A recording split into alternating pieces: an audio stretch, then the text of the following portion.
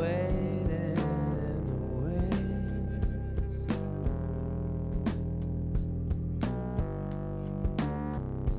I'm an animal trapped in your car.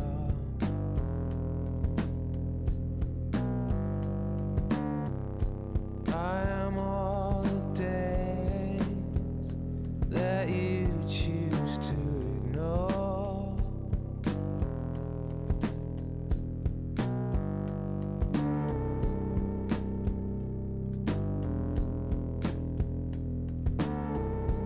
You are all I need. You're all I need. I'm in the middle of your picture, lying in the reeds. I am a moth who just wants to share your life.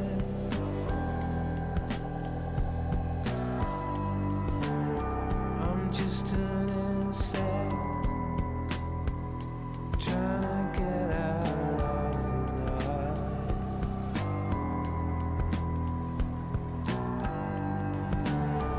I'm still with you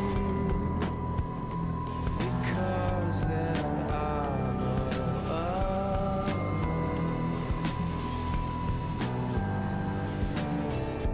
You're all I need. You're all I need. I'm in the middle of your picture, lying in the reeds.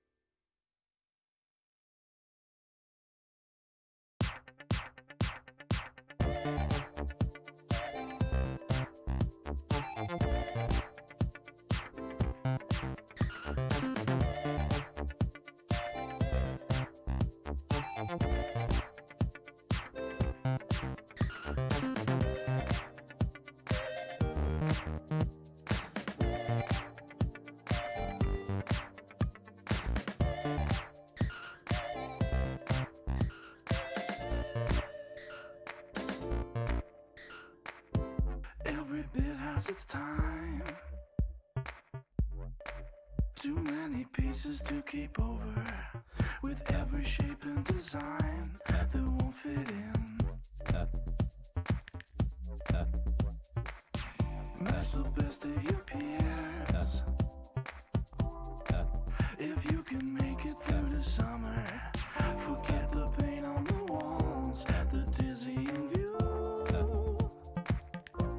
There's barely the room.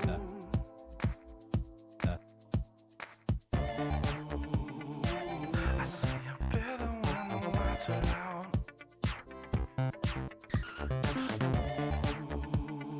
I see you better when the lights are out.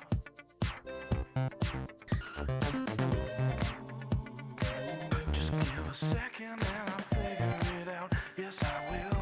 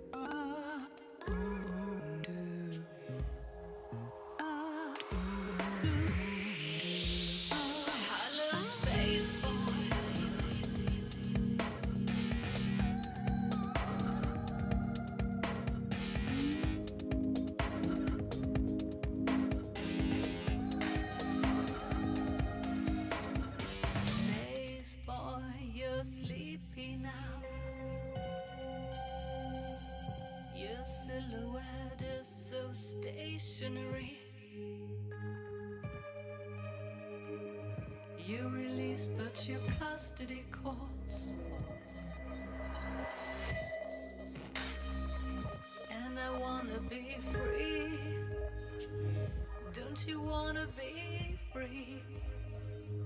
Do you like girls or boys? It's confusing these days, but moon dust will cover you, cover you. This chaos is killing me.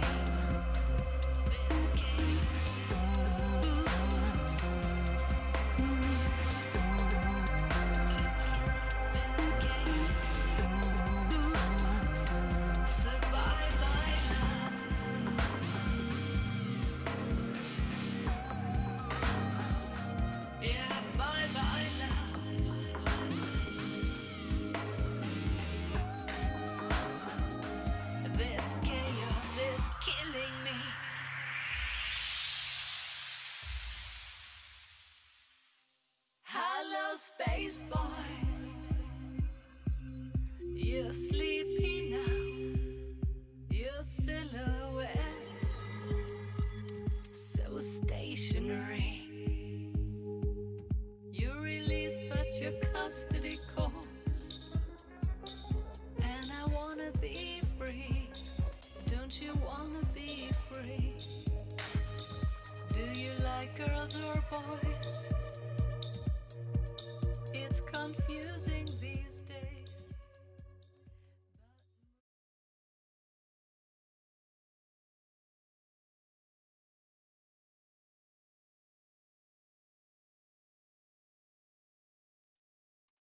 Okay, they can see us, and they can hear us. Welcome everybody on the YouTube stream. Thanks for stopping by. Give us just a second here, and we're going to go ahead and get started. Hello, fellow Galactic listeners. I am Aaron Julian, and this is WSTR Galactic Public Access, a Star Wars podcast. Welcome to episode 205. Happy New Year, everybody.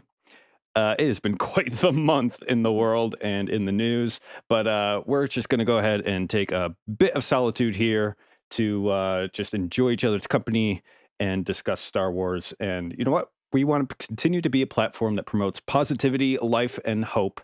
So for more information about that, please check out episodes 174 and episode 180 as we talk about hope in these difficult times.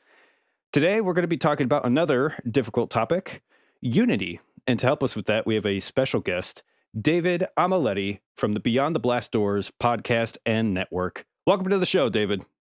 Hey guys, it's good to be here. I got to tell you, I don't know if I'm the best person to talk about unity. Not that I oppose it, but I haven't brought the masses together. So we're going to have, I think, a great conversation. And again, thanks for letting me be here. Really have enjoyed my time with you guys already. We're gonna have a blast. Absolutely. And also joining us today, Miss Carla Giacalone. Welcome back to the show. Happy Monday, y'all. Yes. Pleasure as always. And we have Mr. Todd Hoffman. Carla, when did you become country? Like your Jersey? I know. Y'all. I say it randomly. I got some cattle out here, y'all. Something came up from the briny depths. Rear its ugly head. Yeah. Y'all. Just stuff that back down. Well, I'm happy to be here on a Monday. So let's do this thing. Yeah, it's supposed to be like Hoth right now in Chicago. Yes. But yes, there's nothing coming down. It'll come tonight. Aaron's like, I don't know if we're gonna have internet. It's gonna be crazy. Just saying. Like, yeah. 6 inches overnight in Iowa. It's gonna be hell. Mm-hmm. Yeah. No, they're saying 5 to 8 here. I don't know. So right now, it's okay. Jersey's getting a Dustin tomorrow. That's it. Dustin. Yeah. Make sure you wear your boots, girl. All right. Heather has the night off, so she is dearly and wonderfully missed. But in her place, Carla is going to go ahead and tease that news. All right. So Can't she read? Here we go. So we've got Say It Isn't So. All right. New what? New metal. Killer crossover. Mm-hmm. And You forgot the robot. Not that. I guess we'll have to get by. But without further ado, everybody, ladies, gentlemen, younglings, it's time for the main topic. Is there only one gentleman? I suppose. Gentlemen. Gentlemen. All right. We already welcome to the show, David. So, you're on the hot seat now. Let's do it. Hot. It's warm. Okay. So we ask a couple questions to all our guests. So the first one is, how did young David get into Star Wars? I had to beg my dad to let me watch these movies growing up because we had, upstairs, downstairs. Dad would go down and he'd watch a movie before bed, and I'd always want to go down. The only movies I wasn't allowed to watch were Star Wars and Indiana Jones, and I could hear the Star Wars, and it sounded a lot more exciting than the Indiana Jones. And so one day my mom went for a business trip. My dad's like, "All right, I'm gonna let you watch Star Wars, but you cannot tell your mother." So I watched the original 77 film on VHS, the blue cover with Vader on the front. Like the VHS version before the special editions, the best version. Mm-hmm. Leonard Maltin interviews, right? Yeah. And we watched it, and it was awesome. My mind was blown. And then my dad fell asleep, and I decided to take a box of 64 crayons and draw my favorite moments on the front door, the white front door. And so when my mom came home, she saw this, and she's like, "What are you doing?" I'm like, "I'm drawing Star Wars." And I got my dad in trouble, and then I got in trouble.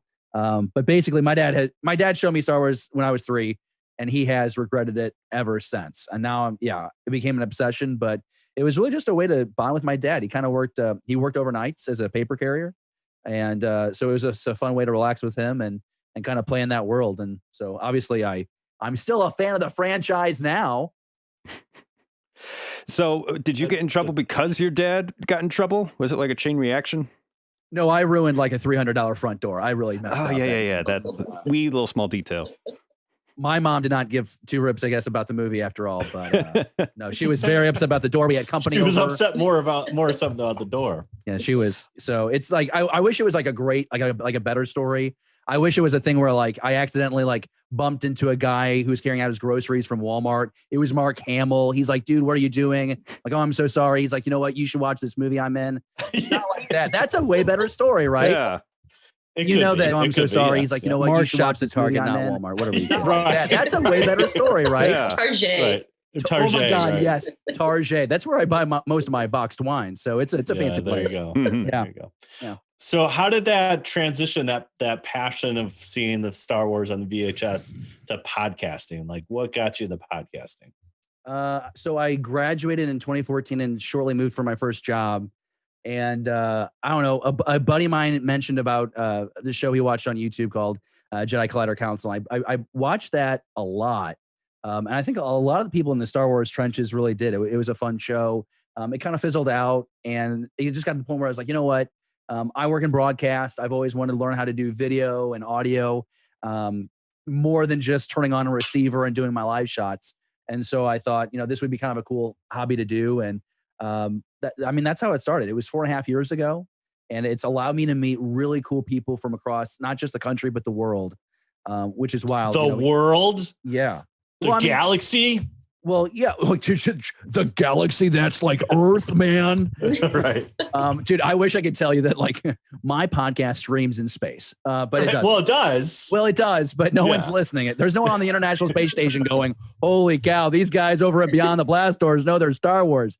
But no, like it's just, for me, it's community. At first I wanted to learn how to use these pieces of equipment, but you meet people over in the UK, you go to a Star Wars celebration, you meet people from all across the world who flock here. It's, for some people, it's their church, and it's really cool to find their stories. I don't find my story fascinating at all.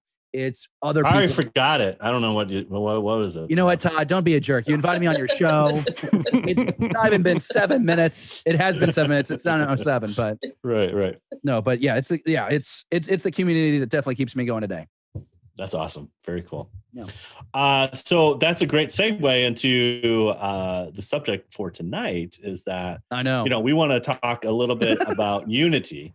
Yeah. And when you say that in Star Wars, it works. There is unity. But but there's this little bird app called the Twitterverse and the Twitter. Sometimes it gets a little crazy. And so last week was Martin Luther King Day, and we get to celebrate such a great man. But then there was already flack on Martin Luther King Day about Star Wars. And so I thought we could let's talk about the definition of unity, or what is that to you, David? Oh, wow. This got really philosophical. Where's my book from Nietzsche? Deep, man. Where is it? Yeah, right. Kierkegaard. I can appreciate wanting to get the fandom together. At the core, it should be very simple. No matter your religious beliefs or your political beliefs or your favorite sports team, we're all in the same room because we like Star Wars.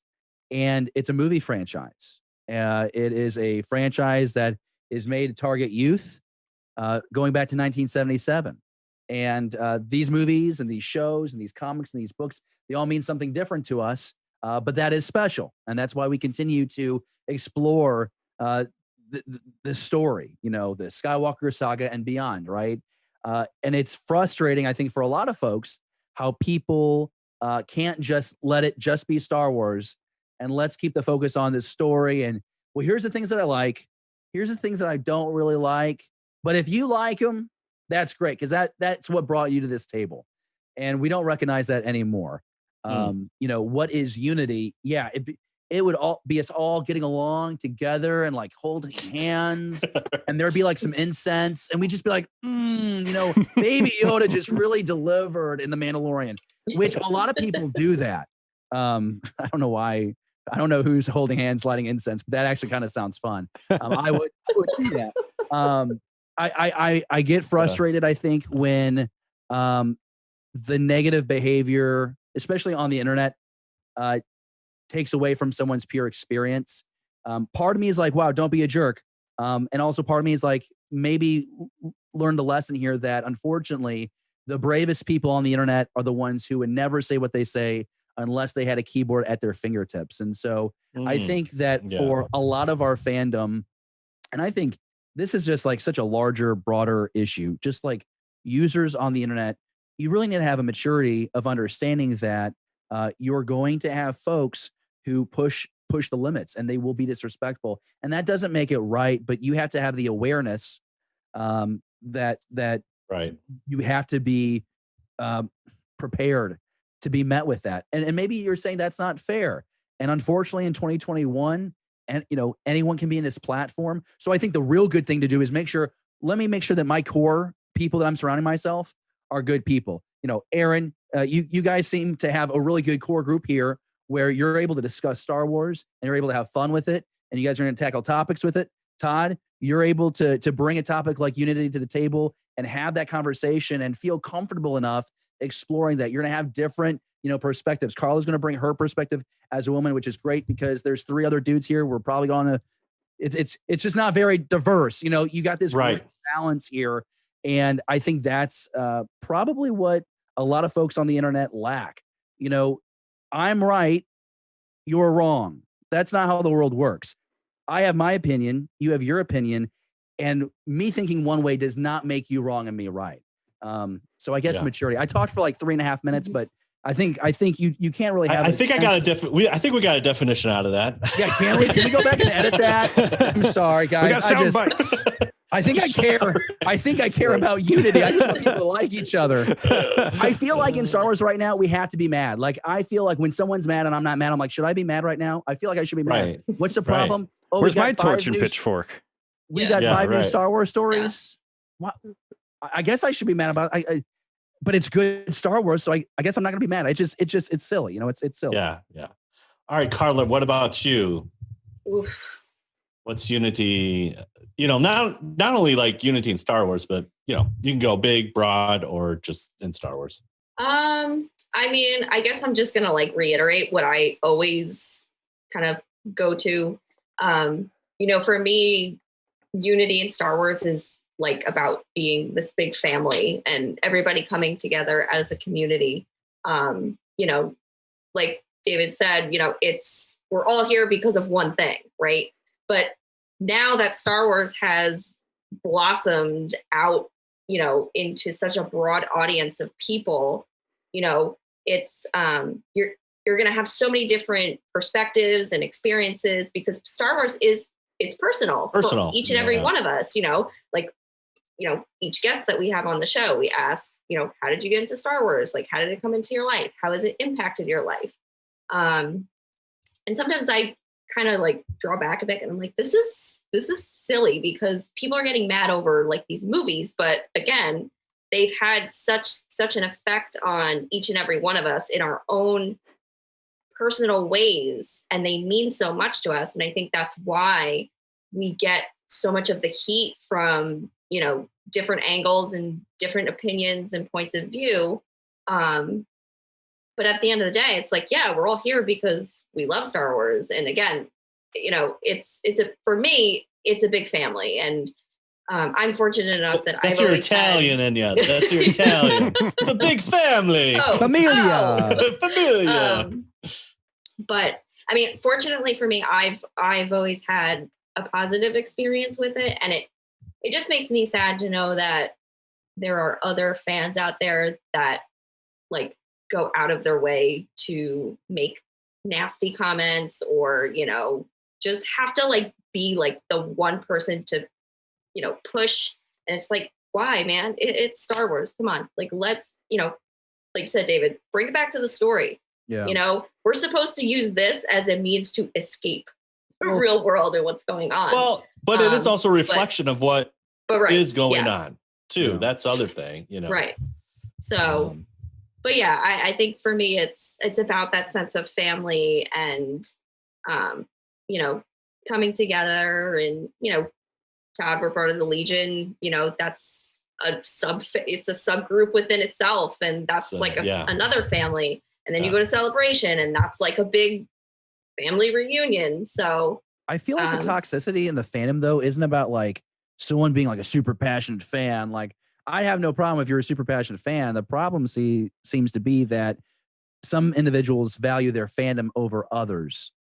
And so they're attacking folks for maybe liking The Last Jedi, or they really enjoy The High Republic, or they're employed by Lucasfilm to give you free Star Wars entertainment, and you're crapping on them. You know what I mean? It's like, I don't think that there's I don't think it's super, I don't know. It's so frustrating because I don't even think of people like this as fans. Like, I think that there's people on Twitter that don't give two rips about the franchise, the fandom, what the story means to people. I think they're there to antagonize, and then people fall victim to that. And then it explodes. And you get a fandom now with this reputation that we're all toxic and we're all entitled and we're, 35-year-old people in our parents' base. Like, it's like those stigmas get like fueled. I think there's a lot of really good people like you, Carla, in the fandom. Carla. Yeah, you get called out, man. Like, I'm just saying, because she talked. I don't know. I really liked what you said, but I just wanted to say for my sake that the people causing the issue, I don't know if they're a true fanatic because of how they just deliberately put other people down. Mm-hmm. Yeah, no. Yeah. That definitely makes sense. Yeah. Aaron, you, my friend. This is going to be a long answer, but it wouldn't be an answer for me if it wasn't. So if it takes you a long answer just for Twitter trash compactor, so this better be like twice that long. Yeah. Well, I've talked about it on the show before. I think we were doing some C2E2 coverage or Celebration coverage, and I'm not the first person to remark this, but I made some observations on how fandoms like these are almost like a new kind of religion, or like I don't want to say pseudo religion, but it has a lot of the same functions and trappings as our standard religions do. We have our icons, our heroes, our myths that we are inspired by. We have our own scripture, for God's sake. We call it canon. Right. You know, we and I will love it. quote. Yeah. And I will quote. Yeah. And we like it to connect. Love Yeah. it when it Shut the connects. blast doors. Shut the blast doors. Yeah, we debate on what is canon, what isn't. We debate on, you know, who's a proper a priest and prophet in carrying forth like the messages that we have. We we gather in the same place and dress up and wear funny hats. It gets more and more ridiculous the more you get down to it. But just as and all those things are good. I don't mean to bash them at all. And when they're serving their proper place, then I think it is a powerful set of tools to bring a community together. And I would say the vast majority of all of our experiences with that has been exactly that. It's been like this cool thing. Like even if it's just, hey, I like Star Wars, you like Star Wars, nice T-shirt that you have. That, you know, it could spark a conversation with a stranger that you otherwise never would have had, and that alone it's is the pretty nod. cool. You know, like Steele talked about that the other day. It's like yeah, nod, you know? the It's boss like, nod of recognition. yeah. I do that. I do it with kids, students that I work with. Like, though, you know, when we were in the school buildings, but Right. kid would walk into like my office for counseling, Star Wars shirt. I'd be like, oh, I see you. Okay. Yeah. And then I dropped like this knowledge on them. They're like, what? Like, it's, Or Todd, like you've mentioned, you put on the TK outfit and like people just gather. There's just something magical about it that we as humans just can't get enough of, even if it's not like actually religious. Or is it? But there's a downside to that too, in that we don't just get the good things of religion from fandom, we get the bad stuff too. And when kind of to your point, Carla, when you kind of forget that individual with the other side, and to your point, David, where it becomes about who's right and who's wrong, not, you know, this is my opinion, this is your opinion, and not kind of recognizing that other person who might disagree with you, then, you know, it's not so different than back in the Crusades when, you know, you put a helmet on, you strap on that shield, you put the cross on it, and all of a sudden you're not an individual anymore. You are a part of a tribe, and that other tribe, they're awful, and, you know, they deserve whatever's coming to them. Those people are going down. Yeah. And that's what happens on Twitter. You put your helmet and shield on, you're anonymous. You're no longer really yourself anymore, and you start railing against these ideas, for just completely forgetting that there's other people behind them, and there's a hubris there, and not being willing to learn from other people who might disagree with you, and not entertaining the notion that you could be wrong about something, or that there's another perspective on things. This goes way beyond just Star Wars, by the way. This is like been hyper fueled. I am taking copious notes. Yeah, Yes. this is like hyper fueled by social media, but what's happened with Star Wars in the past week is kind of like a microcosm of that. And so, are we talking about my family Christmas dinners?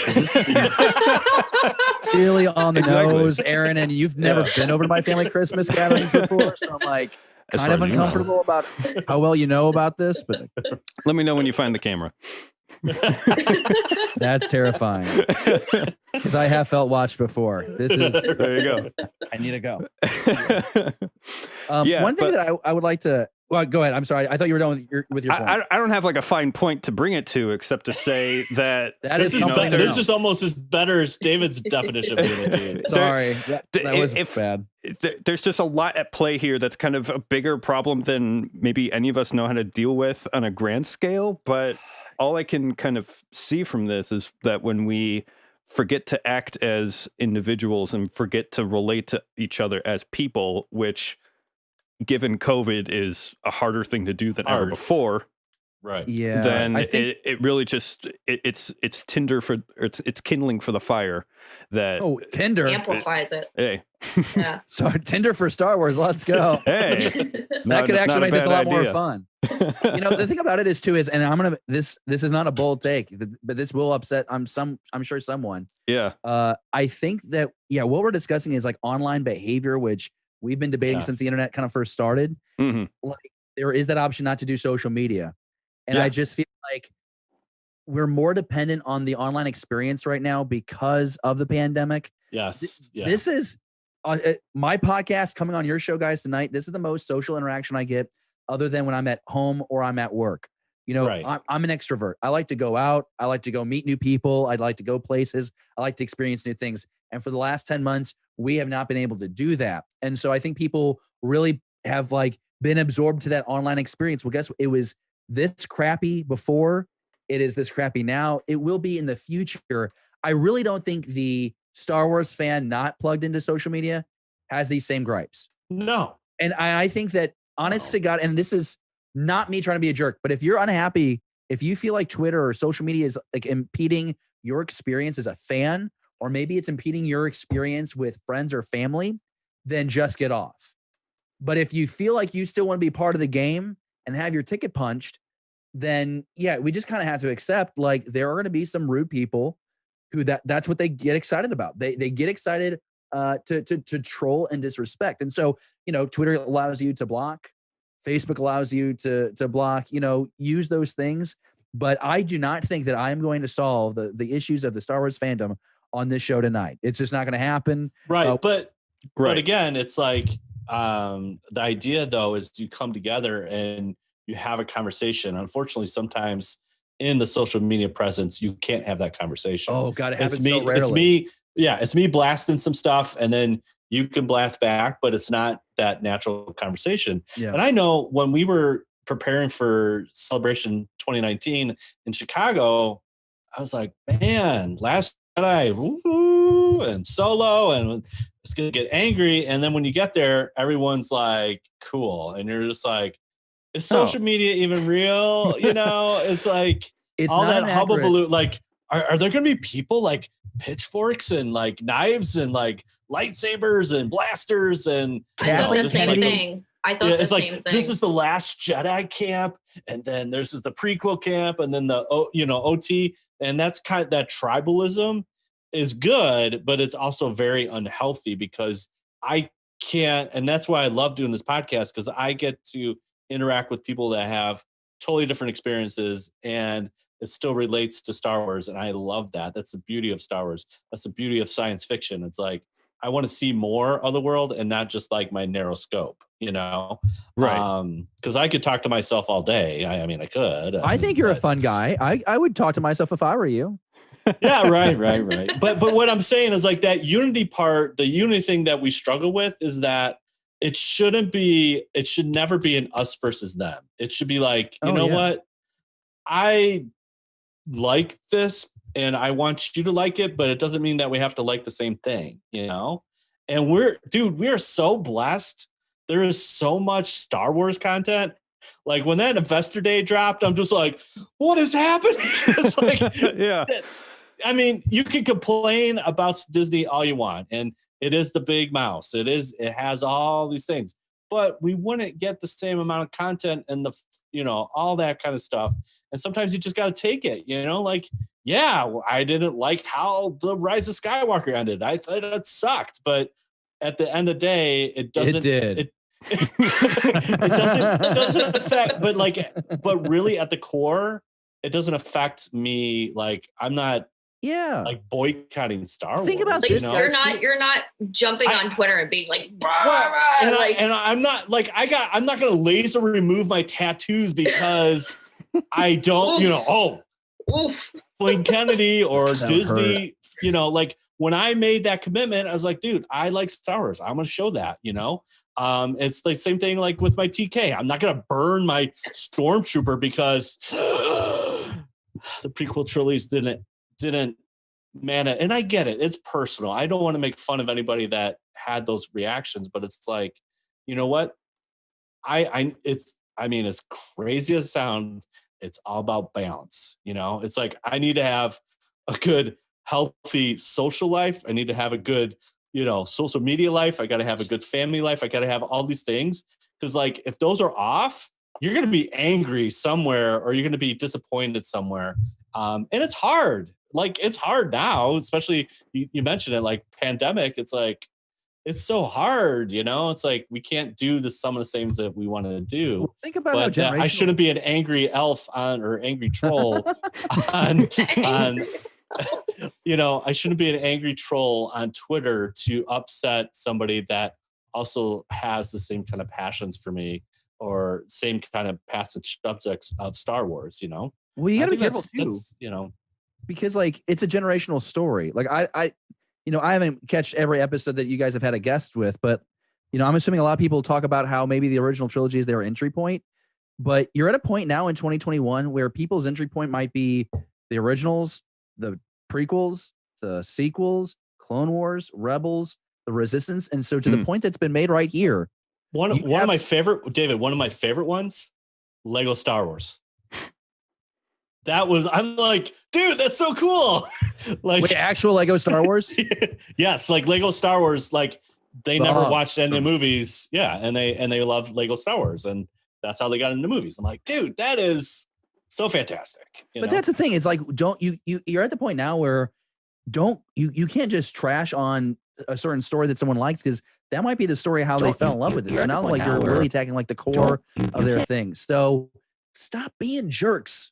And I don't, honestly, the people that listen to this conversation and the people in this conversation right now, we're not the problem. I mean, that feels really good. I feel like, well, we're great. Well, I think also too, I mean, I run the social media for us, and it's like, I make every intention to be positive.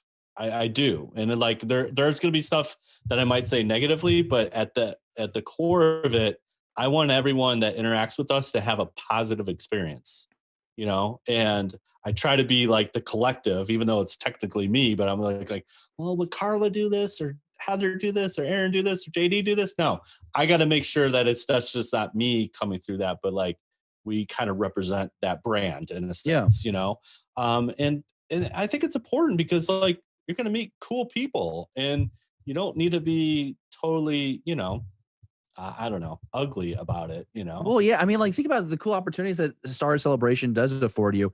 Like 2022 is going to be insane. But like I'm going to actually, for the first time, be able to meet all these people that I podcast with on a weekly basis. I got 2 friends that live in Seattle. I got a friend that lives in New Jersey. I podcast with somebody that lives in the UK. Like, for her to do my show, she's up at like 3 a.m. and she's willing to do it. That's insane. And so, when I think about the Star Wars experience, and I think of the fandom, like, I just think Twitter is such a small sliver, and I'm not trying to make excuses for people's behavior on that. But if you want to know the purity of the fandom, you go to Star Wars Celebration or stand in line outside a movie theater waiting for that next theatrical release, because those people just want to talk Star Wars, and it's a great experience.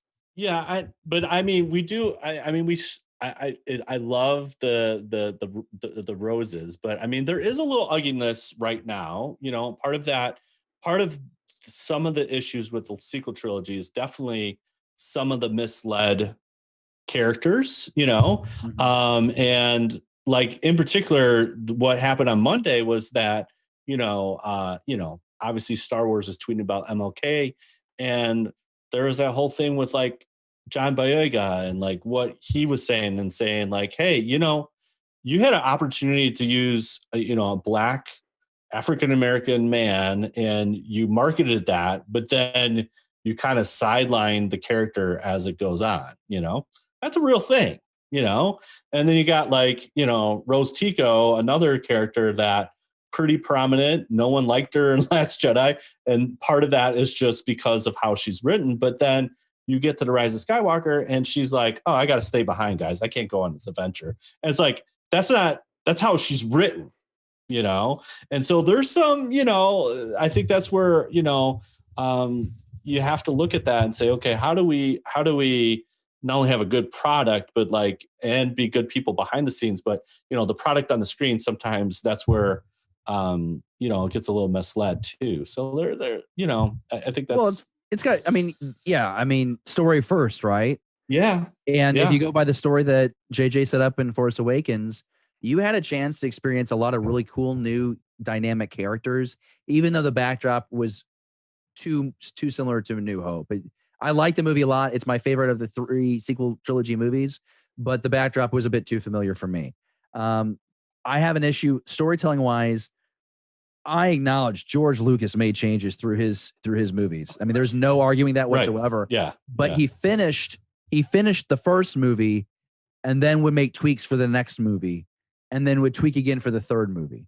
That's how we got the evolution of the Luke and Leia relationship becoming brother and sister. You know, that's right. how that worked.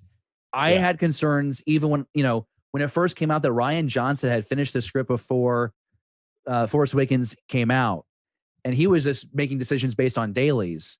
You know, that's concerning from a storytelling perspective. That's concerning, and he explored the relationships that maybe spoke to him, or maybe he found the most interesting. And I understand that Rey's story is the story of the sequel trilogy, but it did lead to other great characters like Finn, like Rose, not being used correctly. And so then when history looks back on those stories, it's very critical. I think John has every right to be frustrated. It's got to be frustrating in the moment to know that you're contractually obligated to do what they're telling you, and you can't say anything about it. But when you watch Force Awakens and then you watch The Rise of Skywalker, it doesn't match up as the conclusion to that first movie. It doesn't, to me, after watching it a few times, it's not even a really good sequel to that movie. You know, you expect after Force Awakens to see John Boyega front and center with the lightsaber in his hand as a Jedi, you know, hoping to lead some kind of stormtrooper rebellion. You know, I'm just coming up with ideas, but you know, you were expecting something a lot more pivotal, and it's kind of a bummer. I joked that we had to see the Lego Star Wars Holiday Special to finally confirm that Finn was going to be a Jedi. Which that is canon, huh? Yeah, it is. Wow. Yeah. Mhm. Yeah. Well, they came out and said 2013. It's all canon from here on out. Yeah, and I thought, and it was a cute little movie, and I think it was funny. I mean, that's at the end of the day, like, you don't have to take it too seriously, but you know, when you have a story, it is entertainment, it is reflection of who we are, you know, all those things. But like you said, story first. But there's definitely, I think part of that is like, it wasn't designed, and then, you know, Daisy Ridley comes out, oh yeah, they're deciding if I was going to be the granddaughter of who, and that was changing until whenever, you know. And so those are, you know, some of the things that I think, again, when you're looking at fandom and unity, people get angry because of that. It's like, yo, I love this thing, you know, like sometimes the hate comes from love. It's like, dude, I love this thing so much, and you did this to this, and you did, you know, and like you altered it. And I think that's where obviously that tribalism and hatred kind of comes, like, oh, you didn't like this part? Yeah, me either. And then it's like, oh, I'm going to come over here, you know, then I'm going to go over here. And it's like, it sometimes skews like, dude, it's all fake, but you know, whatever. Well, to your point, Todd, if we can go here, and I hope we can. We can go. There are a sizable, I don't know numbers because that's the kind of thing that's impossible to tell with social media, but there's a loud contingent of Star Wars fans who they're reading between the lines. They're made uncomfortable by characters like Rose or Finn taking center stage, and it's unfortunate that the kind of story writing decisions that Disney has made with these films has sidelined them, because to many people it feels that Disney's kind of catering to them. And the way I would put it is being passive progressive, where they're like making moves to, like, you know, try to appear progressive but not actually making substantive decisions to support that. And so when you have a tweet like what came out on Martin Luther King Jr. Day, it feels like hypocrisy in the highest degree, where they're saying we're going to honor this man who, you know, gave his life for civil rights and for everybody to enjoy life as equally and fairly as possible, and yet when we tried to make similar moves in the past, we ended up sidelining those characters. I think Or that's you kind of remove- at the tension yeah, of well, this or most recent one. It's not you just literally like, remove you remove characters from posters based on where they were at internationally. You know, like Yeah. they drop Finn in China, or they drop Rose and this other. You know, it's like you shouldn't be ashamed of the characters you've assembled, because you want diversity, you want inclusion, but don't be ashamed of that product based on the region of where it's at. This is what it is. It's like, But not you to know, like the- not to Yeah. like defend it, but Yeah. the reason why they do that is to match the diversity standards of those countries where they're yeah, promoting, because it's Yeah, about the I almighty get it. dollar. That's why these Right, things I are know. done. I know. You know, it's not story first, which is to your point that you made earlier. George Lucas took a lot more time to make new Star Wars, but he was story first. And say what you want, his Star Wars is really consistent. There is a different approach with the Disney era story.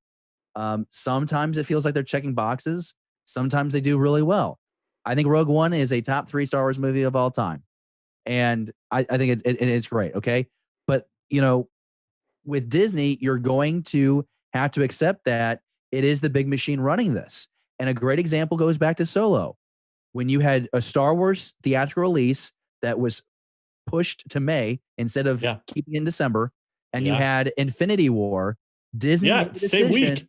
to promote one franchise over the other. Yeah. And, you know, that's where my concerns with Disney owning Star Wars is. Overall, I'm very happy with it. I think there's great stories, and I'm probably not the person to, complain about the use of certain characters. Is it disappointing? Yes.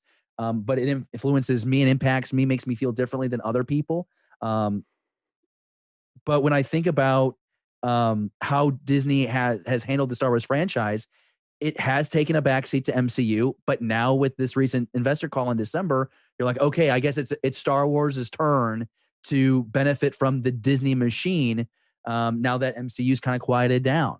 And Yeah. so, again, that's what my frustration is. But then you look at, again, everyone's favorite character of all time, Baby Yoda. You look at something that is well written and paced well, and you get story development and character growth and all those fun things. That's what happens with writing when you take your time and do that. Right. When you do this kind of flash in the pan and you do it try to quick to check off these boxes. Oh, we're going to have Ben and Ray kiss right at the end. That's great. That's for the Raylos. And like, you have all these things that like, check. Oh, we're going to have that lesbian kiss in the background. But if you don't see it, it's okay. You just close your eyes, but we're still going to check that. And it's like, dude, just, be progressive. Don't just hold it back. It's that inauthenticity, which is really rubbing the wrong way. And I get that. I get that's where some of the anger comes from. But part of it is like, it is like you said, like, George took his time, and we had to wait a lot of time. Just put and George's movies aren't perfect. Like the Nemodians are the most offensive things in Star Wars ever. Like they're not cool. They're the Nemodians, right. As soon as Nemodians check, you're like, "Ooh, that's a little." Yeah, this is not going to age well. Well, and like Watto, you're like, dude, like. Did you ask your buddy Spielberg about that one? Yeah, so there are things that don't quite age well. You're absolutely right. Well, to my point, Todd, sorry to interrupt, but all I want to say was that there's a subset of what's happening on Twitter and what's happening within the fandom that I think goes beyond mere just disagreements and my side, your side thing. It's more, I think we have to decide in the fandom, as much as we can collectively decide on anything, if we're going to make it a place where every kind of person can exist in this space together, celebrating Star Wars together, or if we're going to let some loud people with some horrible opinions about other classes of people steal the spotlight. And I think the answer to that is no. I think it should be something that everybody in the world can enjoy, and Star Wars is big enough for that. Whether Disney plays along with it or not, I think we need to do what we can to make sure that is a good place for everybody. And I think that's one of the key ingredients to having this kind of unity. Carla, you've been Carla. quiet. I need to hear from Carla. Yeah, no, I mean, just as far as talking about things like diversity and representation, I think about it like from a woman's perspective, because they have been, more inclusive of bringing in, strong lead female characters. But then, like, in the same note, it's like, I'm tired of seeing white brunettes. Like, let's get something different, I mean, and yeah. like Leia is that's my favorite. She's my girl, but that's not representative of the rest of the fandom, Yeah. I put myself like in somebody else's shoes as a little girl, who comes from a totally different culture and background. And it's like, yeah, I like this character, but I don't see myself as that character. And you're right. I think it's, they do need to stop sidelining, these characters and bring them more into the spotlight so that it does feel more inclusive, especially because, again, remember, this is for kids and, you look up to these characters and, again, it's about seeing yourself in that role or in that movie, like, oh, they look like me, or I relate to them on a personality type of level. So I just feel like they're like you said, they're taking the steps, but they're tiptoeing around it. And I think they just need to say, screw all you people who are, giving us flack about it, and just go forward. I mean, unfortunately, like, you're not going to make everybody happy no matter what, but it's not about making everybody happy. It's about, again, including everyone in this community and in this fandom. And it needs to be representative of everybody. Yeah. I think you're right. And I think like a lot of the other thing too is there's so much story to Star Wars other than just the movies. There is such rich diversity in books, in comics. In comics, I think of Dr. Aphra. I think of like Son of Staros. I think of all these great fun characters, which I think the bulk of fandom doesn't know about, just because that's like a real small. Unfortunately, that is a real small percentage of the fandom. But it's out. You're right. It's out there. There's product out there for sure. I'm not trying to make excuses. Yeah, no. I totally agree. Like Finn, Rose, not utilized well. Great characters created for the sequel trilogy. And I guess I kind of hope that that gets resolved in the films, but also acknowledge that there are richer stories with that diversity throughout the Star Wars story. It just might not be traditional on screen. Yeah. We've got some interesting comments from our YouTube live chat. Semperfi Danny says, I think viewers just want to know that this franchise we love is being handled with confidence, care, and respect. Fandom issues erupt when it appears not to be the case. What are your thoughts on that? Got a clear plan now with that Disney investor call, right, guys? I mean, you know exactly what they're doing with this franchise for the next 5 to 7 years. I think we should feel pretty good about it. Yeah, I think it's too. It's just like this. I was just gonna say, it goes back to now that there's a plan and and these stories will be fleshed out. If you could bring those characters in, and they're relatable and they can relate to multiple people, I think that's the key in all this. So I mean, look at The Mandalorian. Look at the diverse cast right there in front of you, and it's just amazing. Yeah, I mean, we were loving our frog people, man. That's the diversity we need around here. I mean, there is more love and compassion with those 2 frog species than the whole sequel trilogy. You know what I'm saying, man? I'm just like, I love those frog people. Oof. That's the kind of diversity we need. That's a hell of a take. Hot takes only on this podcast. Yeah, right. I was talking to my roommate the other day. We're working our way through the Clone Wars, and at one point he just kind of gazes longingly at me on the couch, and he's like, "Isn't it nice to be excited about Star Wars again?" I'm like, yes, it is. Well, again, it like I said earlier, it's the passion. there's something, again, why people, poo-pooed on Last Jedi is like, Luke was my homeboy, man. That farm boy was my homeboy.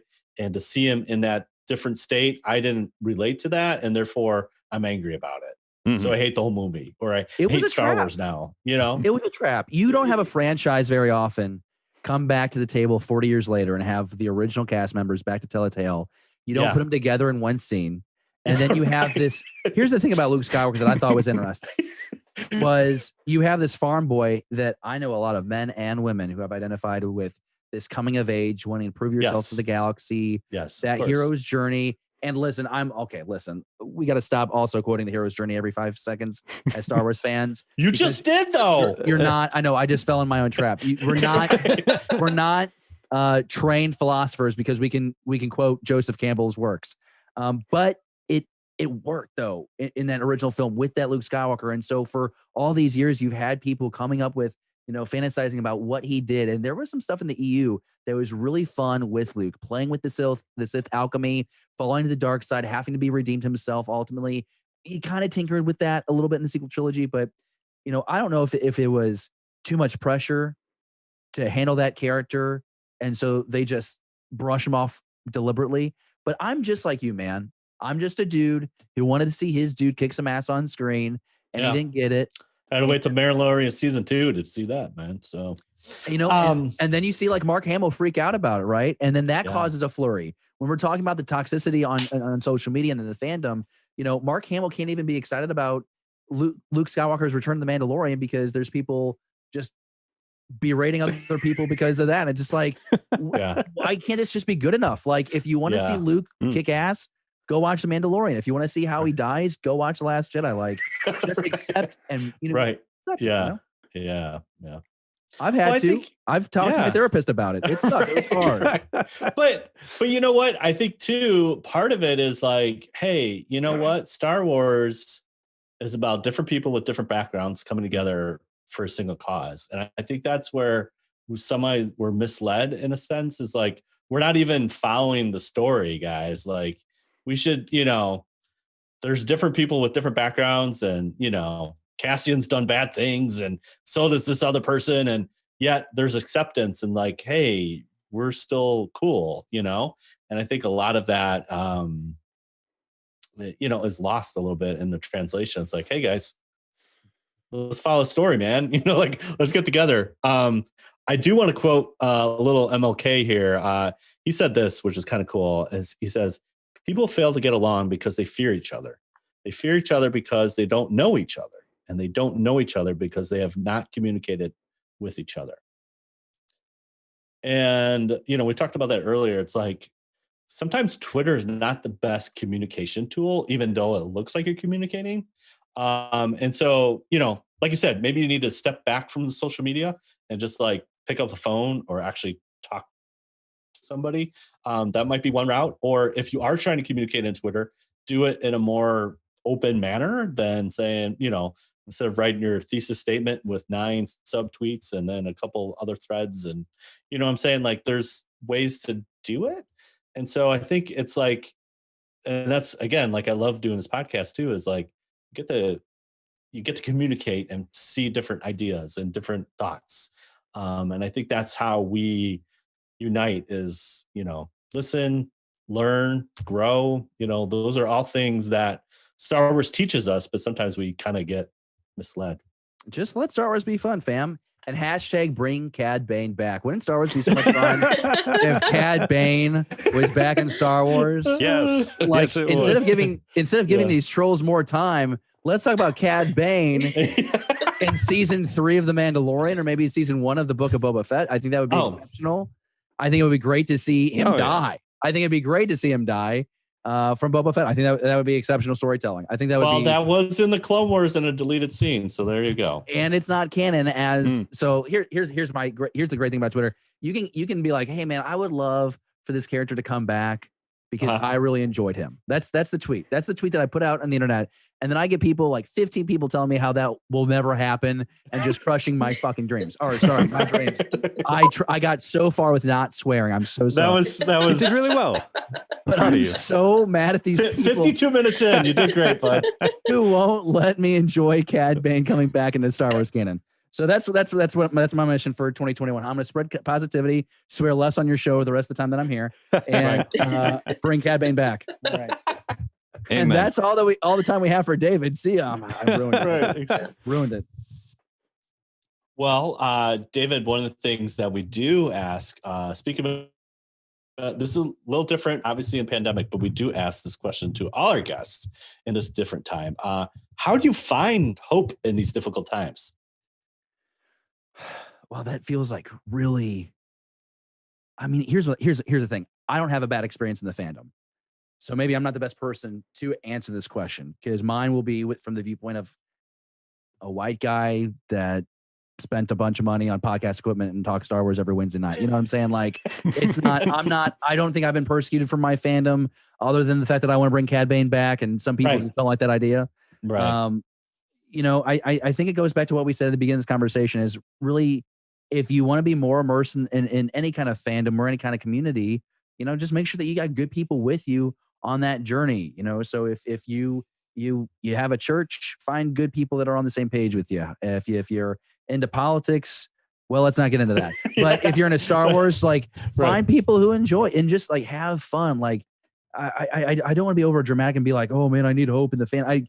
I'm not having that experience. And when someone's really rude to me, like I just block them. You know why? Because for a living, I get feedback all the time. Like I do my job in front of like 80,000 people every day. That's what I do for a living. And so I got people every day telling me that I did a good job or I did a bad job. And the negative feedback, like you read it, okay, you know what? You're actually right. I did suck today, and I'll do better tomorrow. Right. And then there's some people that are just trying to tear you down, and you just gotta let it go. This experience in any fandom, I think, can be what you make of it, and you have to an extent the ability to keep it positive, keep those negative people out. If you want to keep the hope, go find your favorite Star Wars thing, and go open it up, go turn it on, go watch it. You know why? Because you're instantaneously going to remember this is why I love it. It's like a fresh reboot. That's all you got to do. Yeah. Mm-hmm. Mm-hmm. Awesome. Very Was that cool. a good answer? I didn't feel like that was all right. Wonderful. Well Thank you. said. Oh God. Well geez. said. You passed the test. Carla- What's the Carla, are you You gonna passed the talk? test. Carla should talk something. All right. So yes. So what's the elevator pitch for behind the blast doors? What's your 60-second pitch there? Well, I'll tell you this. We will never be as serious as we have been for the last hour. Beyond the Blast Doors live every Wednesday night, 10 p.m. Eastern, 7 p.m. PT. Really appreciate you guys having me on. News, comics, TV, books, cosplay, collectibles. We talk about it all. It's our Star Wars conversation. And it's a live show like a lot of others. But what I really like about our show is it's kind of in that talk show, sports talk show format.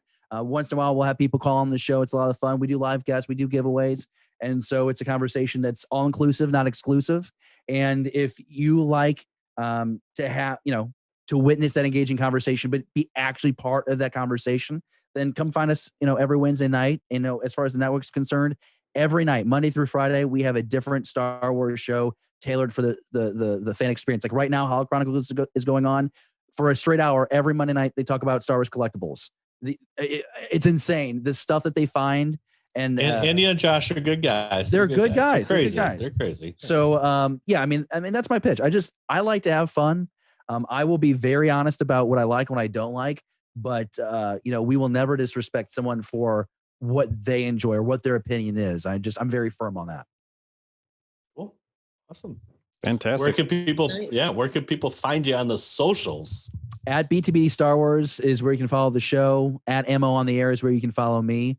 And tweet us anything, and I'll most likely respond. Yeah, Anything. anything. If you want Cad to, Bane is the worst bounty hunter. Why do you want him on? I will block you so fast. I don't even believe it. You will honestly not even have hit the button tweet, and you'll already be blocked. And you're like, Right. how did he even know? Well, because you have He's just that good. Cad Bane. You have Cad Bane as one of your filters, and you're like, oh, somebody's talking about Cad Bane. I gotta talk to him. He looks great in a cowboy hat. He's got these 2 blaster pistols that are just.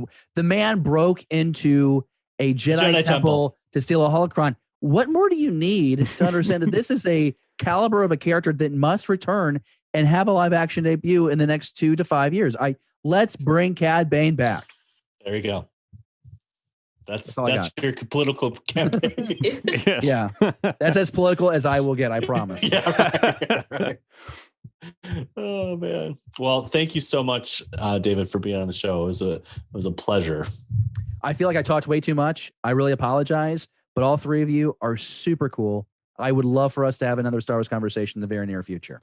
Hey, anytime. You are welcome back Anytime. on the show anytime. Yeah. Appreciate it, guys. And I'm we'll not have just you on saying for that sure. to be polite. No, it's like we log off and you're like, wow, that Amelotti guy, can you believe him? F him. Right now, block him. I have to edit this episode now because he dropped an F-bomb. Can you believe that guy? It's like, I feel really bad about it. I'll send you a thank you. We'll put a pneumodian. We'll put a pneumodian in when you swear. Don't you dare. That's so offensive. And I don't know if you've noticed, but I'm not Asian and I'm still offended by that comment. Such a bad character. I can't believe he did that. And he got away with it. That's what's so bad about it. Yeah. Can you do that? Like if the pod race wasn't already 10 minutes too long, he did that to us. George, damn it. Why did I feel bad? Because like we had this like very serious conversation and I was not prepared to be serious. So this was a really good conversation. I really appreciate it. We'll do something lighthearted next time. Yeah, we'll keep it light next time. Yeah, let's do something unscripted. I felt like I really had to keep it buttoned up here. I still have a belt on, and normally at this point I have no belt. I have no belt. It's over there. Right. It's because my pants are. I have thick thighs, so my pants stay up without the belt. That's why I normally. Right. That's what it is. All right, I'll see myself out, guys. I'll see you later. All right. I need a hug. Okay, YouTube live chat. We are going to take a very short break here while we just get David out of here and transition to the rest of the show. So hang tight. Don't go anywhere. We will be right back.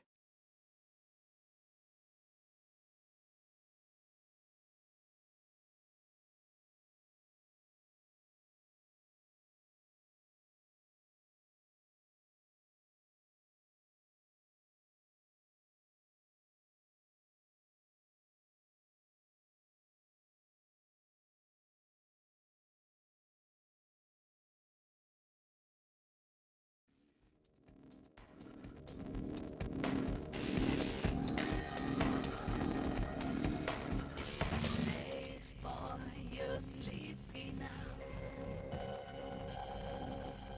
Your silhouette is so stationary.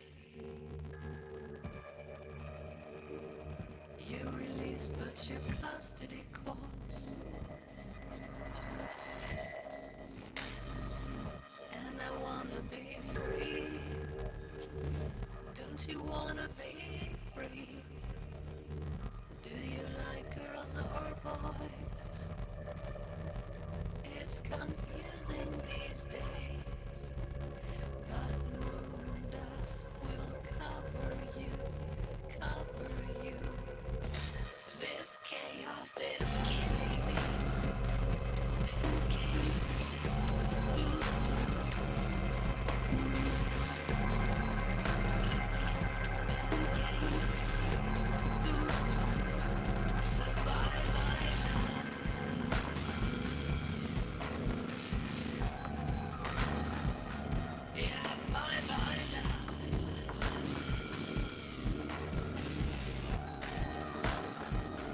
This chaos is killing me.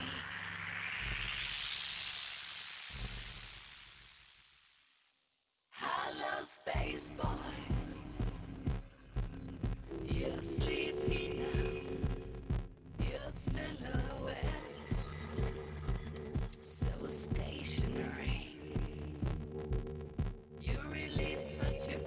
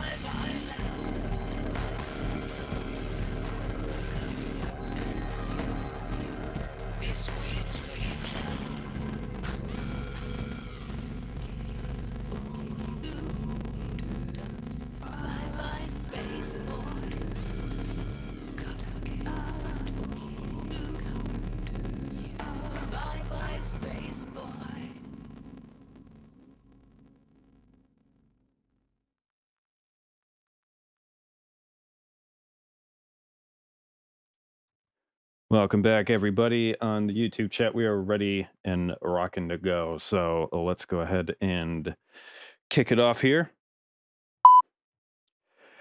All right, stick with us as we pay some bills. You can find everybody on the socials. Heather at Hawk Awesome, Carla at Carla Marie Giac, Todd at Tizod. That's 4 Z's. Myself at Aaron Julian, and we are part of the Red 5 Network. Check them out at Red numeral 5 Network. And of course, our own handle at WSTR Media. You can email us at mailbox@wstrmedia.com. Leave us a voicemail at 630-5557-WSTR. That's 630-557-9787. We want to hear from you. Our entire back catalog of episodes and all relevant links can be found at podcast.wstrmedia.com. And of course, we are streaming live on YouTube every Monday night, 9 p.m. Central Standard Time. And here's why you should check out Audible. It is Amazon's premier audiobook streaming service. Head on over to, goodness, my eyes are failing me. Where is there we go. audibletrial.com/WSTR. I've said it 200 times and I still can't get it right. Head on over to audibletrial.com/WSTR. Get your free 30-day trial. That's a free audiobook of your choice, including the new High Republic books. There you go. And you get 2 free Audible originals, which are kind of smaller options of books that you can't get anywhere else. That's audibletrial.com/WSTR. 30-day trial. Cancel it. No questions asked. We still get paid. You still get a book. Everybody wins. And we are also brought to you by our merch store. That's store.wstrmedia.com. Head on over to the good folks over at Teespring that can cover you or your loved ones head to toe in WSTR merchandise. I don't think that includes underwear, but we should probably consider that. Store.wstrmedia.com. Valentine's Day is coming up, so don't miss out. It's true. We are also on Patreon, patreon.com/WSTRmedia. Thank you so much to our current patrons who are underwriting the show. That is Jeremy Myers, Scarif Scuttlebutt, Elena Strikes, and Nicholas Schaefer. Thank you for your generous donations. They are enjoying exclusive content that you can't get anywhere else, including Heather's Holocron, Carla's Costume Corner, and of course, Starside Chat with me and JD as we play through Knights of the Old Republic with all of our goofy antics included. All right, bills are paid. Carla, the trash has been piling high, my friend, and I think it's time to take it out. Oh yeah, this is a big load, guys. So all right, have at it. Be prepared. All right, we bring garbage truck in for this one. So last week we talked with our friend Amy Rickow. Am I saying that right? Yes. And talking about different couples in Star Wars, love, friendships, relationships. And we asked, realizing there is so many, what is your favorite Star Wars couple? Comments welcomed. So our 4 choices were Han and Leia, Anakin and Padme, Rey and Ben, Din and Grogu. So we've got a couple. We've got quite a few write-ins here. Dude, this blew up, man. We got a lot of votes, a lot of comments. Let's see. So first, hi. This is my write-in. So I Carla, what did you say? So I threw 2 pieces of trash into this one. Ooh. I voted and then I wrote it. Oh man. Yeah. But I voted for Han and Leia. Can't do that. Shoot her or something. Sorry, we were talking about New Gunray during our break. Oh my gosh. So I'll shut up. Yeah, voted for Han and Leia as a classic. Yeah. And then Classic. But then I said, how can we possibly forget about Cassian and K2? Because they are just dynamic duo, BFFs. Yeah, they're awesome. That's an excellent choice. That was a great choice. Who's next here? Oh, Semper Fi Danny, Kanan Jarrus, and Hera Syndulla. Also, very good choice. Solid. Yes. And we have team lead at Starlight Beacon, Thane Kyrell, and Sienna Ray. Oh, okay. That's from the Lost Stars book, right? I Is it? think that Or is no? from the High Republic. I don't know. I could do a Google search. I thought that was a That was Lost That was Stars. Lost Stars. yeah. Mentioned in Star Wars Battlefront 2. Oh, Yes. excuse me. Let's see. Then we got Nathy said, Okay. "Can I say I love them all?" And she put some nice little pictures here. Little kissy kissies. Little kissy smoochies. Zero PL says, "Leia, what about Chewie?" Yeah, Han and Han and Chewie. Chewie. That's a good couple. It's like the OG. Mhm. Yeah. OG BFFs. Yeah. Cam Ray wrote in, "Keeping it OT with Han and Leia. They love each other. We know." Hmm. Then Yeah. Uh-oh. Miss Heather, I think her response is my favorite. It's just the photo of the two frog The frog people. just embracing, and Reunited. it's just adorable. The Dude of J writes Luke and R2. Yeah, that's a Another classic. solid pick. Uh-huh. Corellian Blue, we have a little gif here from Empire Strikes Back of Han kissing Leia on the forehead. No comment necessary. Grand Admiral Franz, I'm all about Joss and Pika. No comment now. That's High Republic. Okay, that's why Yeah. I don't. Yeah. Duchess of Darksaber Light, Obi-Wan Kenobi, and Satine Kryze. Yeah. Mm. And Shit, another. I love the GIF. It's like, I'm still not sure about the beard. Yeah. Oh, that's a repeat. Ignore that one. Sorry. I was gonna say, did we get another? Vote for that? Yes. Sorry. And then Mank. Did I say that right? I probably didn't say Sure. that right. Han and Chewbacca, obviously. So then, poll wise, Han and Leia took the gold. Oh, Yeah, 46%. No surprise Then there. coming in close behind them, Ray and Ben at 34%. Ooh. mm-hmm. Third place, we got Din and Grogu, Mhm. 15%. Love them. I love them. And then Anakin and Padme get a whopping 6%. Oh, no. Yeah, so it was a good No, yeah, we had a lot of activity on that poll. So a lot of variety here. I like this. Yeah, appreciate it. Yeah. What'd you guys pick? I mean, I'm going Din and Grogu. I think I just really enjoy that relationship, even though it's not romantical. I just love that relationship and how it develops. So Yeah, I'd have to agree. Single space dad trying to make his way in the universe. Yeah. I don't know. It's got an energy that I really love. yeah. It's something we haven't really seen in Star Wars very much. Yeah. Little bit of it with Jango and Boba, but not really. Yeah. But I mean, you can't go wrong with Han and Leia because they're so polar opposites, Mhm. and their interaction is what it definitely for Empire at least really kind of fuels that whole energy. Oh yeah. And When they're like sniping at each other in the beginning, it's like Yes, they're it's crazy just, about each other. Mhm. Yeah.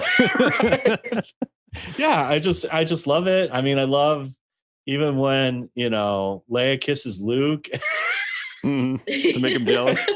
C-3PO just kind of walks up and he's like, Chewie, let's get out of here. Yeah. Like it's such a dig, and you're like, looks like. I love how they even poked fun at that in the From a Certain Point of View book. Like the couple of stories like in the Hoth base where they're like all taking bets. Yes. Yeah. Yeah, they're all taking bets. Yeah. Like Yeah, they're all taking bets. Like, I when didn't is know this that. going to happen? Yeah. When is this going to happen? It's a Good. great dynamic. And it goes full circle in Return of Jedi with just, I don't know. I just love, it's a great relationship, and obviously then it kind of goes estranged a little bit in the sequels too, but there's still a love and compassion with that. But yeah, it's solid. Yeah. That's all the trash. That was good. That was some good trash. But guys, I have a little something else here. Let's. We have an intercepted Imperial transmission. We haven't Somebody had one emailed of us. Finally. It's been a minute since we've had one of these come in. All right. It's getting dusty in there. The droids. It was like R2. I don't know if he's coming around. He's on backup power. Yeah.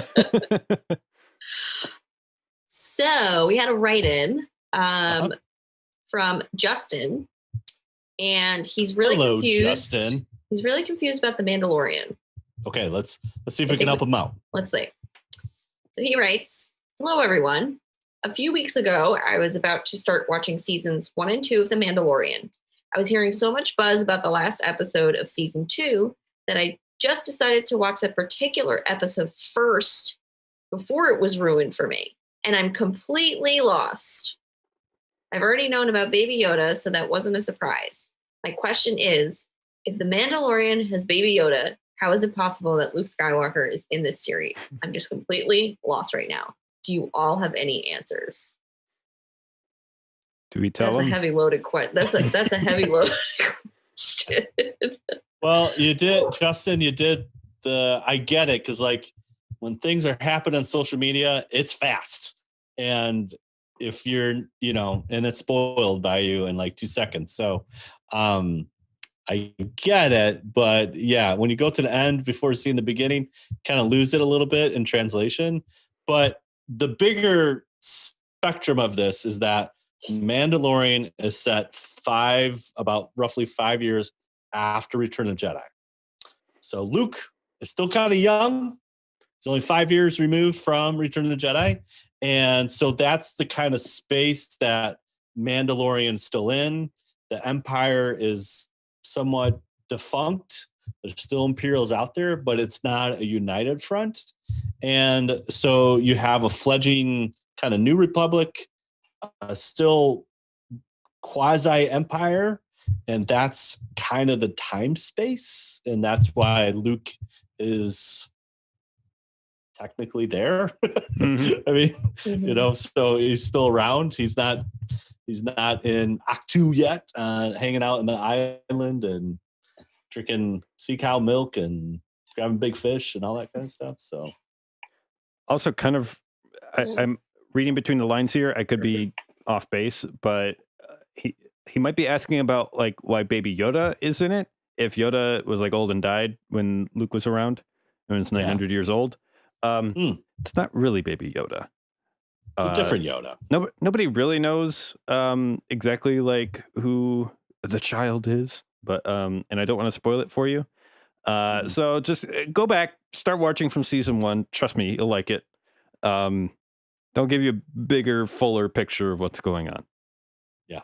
All the pieces will write us back, Justin, after you watched them all. Yes. And then, because we got a little time before season 3, so you got plenty of time. But yeah, let us know what you think. Yeah. All right. Are you ready for the news? I think so. Do it. All right. So our first item of business here. Guys, it looks like Star Wars 1313 ain't dead. I'm not dead. I'm alive. I feel happy. Bring out your dead. So, if you guys are not familiar with this title 1313, so it was a Star Wars video game, not like too long ago, I don't think.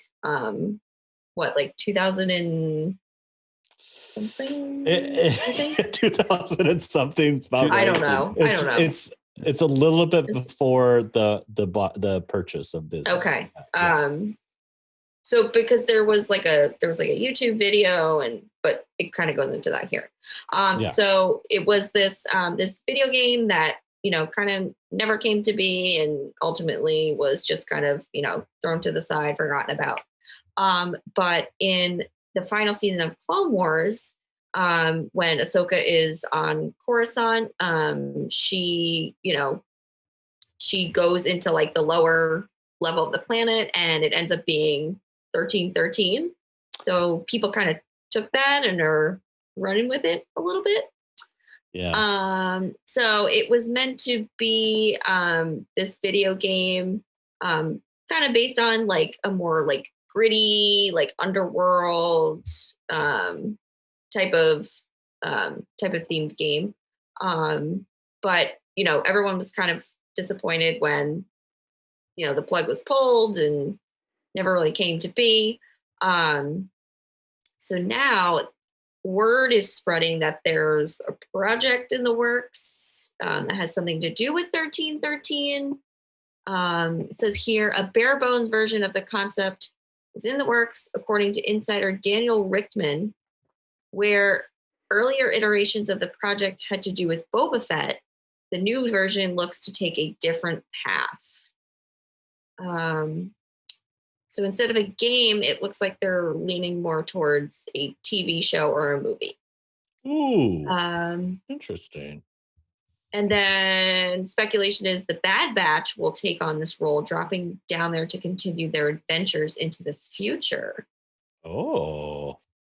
Huh.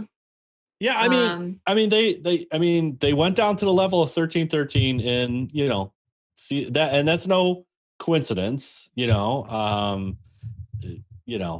think it's a cool area to explore the underbelly of Coruscant.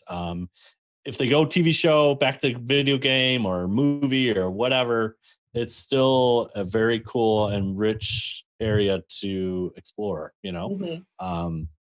Yeah, I'm down. Yeah. Whatever. I'm down. Well, it's saying here too. So like if it doesn't go down the Bad Batch avenue, it could just maybe become its own kind of series and have a whole new cast, and who knows, and maybe it could be another like animated show, who knows. But this is all kind of speculation coming from, I should probably have quoted the website here, cited. Oops. /gear.com is where this article is from. But yeah, the reason why I mentioned the year was because there was like that YouTube video, and supposedly it's still on the official Star Wars YouTube account. So that's why people were like, what? Why didn't they take it down? Why didn't they take it down, man? Yeah, right. Yeah. So if it's not in the Jedi Temple archives, it doesn't exist. Yeah. But it's there. It's there. So it's a cool area to explore. It definitely is rich for storytelling. So whatever that route is, again, LucasArts has so many canceled games that you can probably write a book about it, and I'm sure somebody has already. But it's just one of those things that it's like it was so close to being a full thing, and then they just kiboshed it all. Like, yeah. No. So yeah. All right, what up next there, Carla? So here I believe this is not like a full article, but this comes from none other than Miss Ashley Eckstein. This on her Instagram. Is that what I'm looking at here? It's on the IG, yes. The IG. Yes. Yeah. So Tuesday, the 19th, last week, was the launch of Disney am I saying this right? Nuimos? Yeah. But basically she's putting out a line of these new plush models, these little plush stuffed animals. They're super cute, and they've got some cool little fashionable outfits going on. And then, of course, to launch, what would be a better fit than to have Mickey Mouse dressed up in Ahsoka Tano themed shirt and pants and little And booties. shoes, little booties. It's so cute. I didn't know anything about this. Disney knew, I don't know how to say it, but anyway, they're coming out February 1st, which is a week from today. Yes. But if you haven't seen these, go check them out on her Instagram. The Disney Nuimos also has its own account. Obviously. Obviously. So I wonder what other characters she'll be launching out there along with Ahsoka. But yeah, it looks like Build-A-Bear, I guess, but not. It's kind of like, I would say it's kind of like Build-A-Bear, where you have all these different outfits you could dress your little stuffed animal in. Yeah. I don't know. They're super. They are cute, so. So I think they're cuteness factors there. It looks like it's a Japanese based yes. product. That tracks. Yeah. So small, cute, stuffed animal with lots of outfits. Yes. Oh my gosh, if they have a Grogu one, done. Sold. Done. Sold. All right. So next up, so that was a little tidbit there. Yep. Next, this article comes from thedirect.com. The Mandalorian star teases Ahsoka Boba Fett spin-off crossovers. So as we know, The Mandalorian's been a huge hit. Second season exploded with so many different, introduction of live action characters, new characters. We've kind of explored so many different parts of the galaxy. And it looks like here, let's see.